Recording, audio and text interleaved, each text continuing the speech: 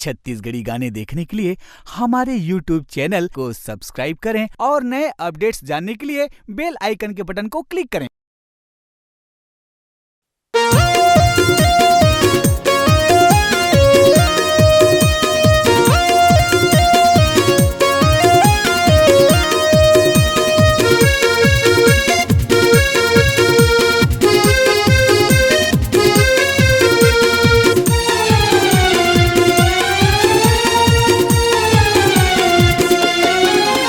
झांझर वाली वो काजर वाली वो ये तितली रानी मोर। झांझर वाली वो काजर वाली वो ये तितली रानी मोर। बोला काका पसंद हवा रे,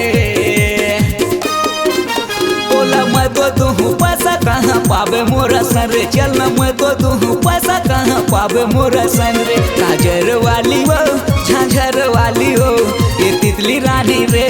काजर वाली हो झांझर वाली हो ये तितली रानी रे।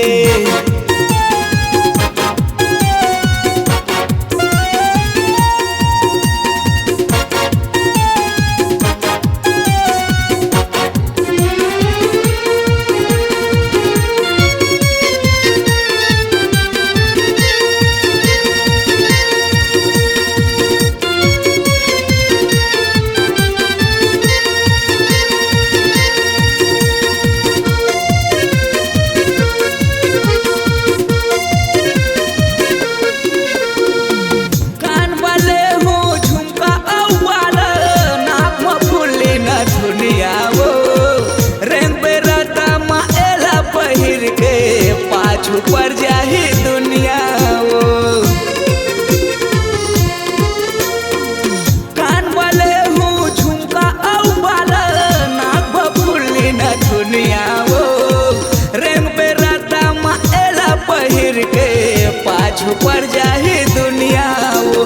काजर वाली वो झांझर वाली हो ये तितली रानी रे। काजर वाली वो काजर वाली हो ये तितली रानी मोर। बोला काका पसंद हवा रे,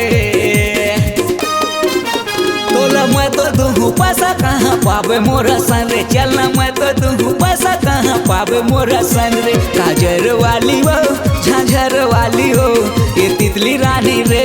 काजर वाली हो झांझर वाली हो ये तितली रानी रे।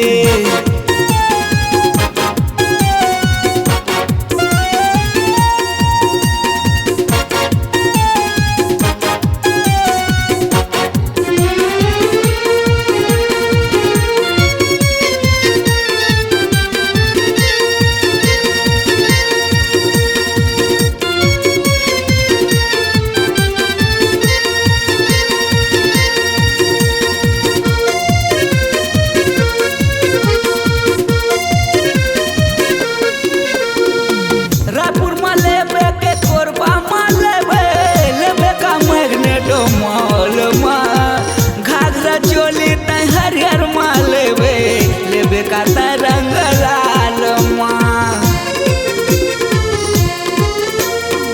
रापुर मालेबे के कोरबा मालेबे लेबे का मैग्नेटो माल माँ। घाघरा चोली तय हरियर मालेबे लेबे का रंग लाल माँ। झांझर वाली हो काजर वाली हो ये तितली रानी मोर। झांझर वाली हो काजर वाली रे ये तितली रानी मोर। बोला काका पसंद हवा रे, बोला मैं तो दूँ पैसा कहाँ पावे मोरा सन रे। चल न मैं तो दूँ पैसा कहाँ पावे मोरा सन रे। काजर वाली हो झांझर वाली हो ये तितली रानी रे। काजर वाली हो झांझर वाली हो मोर तितली रानी हो। काजर वाली हो काजर वाली हो झांझर वाली हो। काजर वाली हो ए माया वाली रे। काजर वाली हो काजर वाली हो झांझर वाली हो मोर माया वाली रे। काजर वाली हो झांझर वाली रे ये तितली रानी मोर। आपकी आवाज ही आपकी पहचान है। यदि आप अपनी आवाज को एक नया आयाम देना चाहते हैं तो चले आइए मल्टी ट्रैक डिजिटल रिकॉर्डिंग के लिए AVM audio video studio, Khamtarai, Raipur. Mobile number 9301523929 और 7869646201। यदि आप नए एवं पुराने गीत सुनना चाहते हैं तो avmgana.com में जाकर गाना फ्री डाउनलोड करें और YouTube चैनल में AVM गाना और KK कैसेट्स को सब्सक्राइब करें।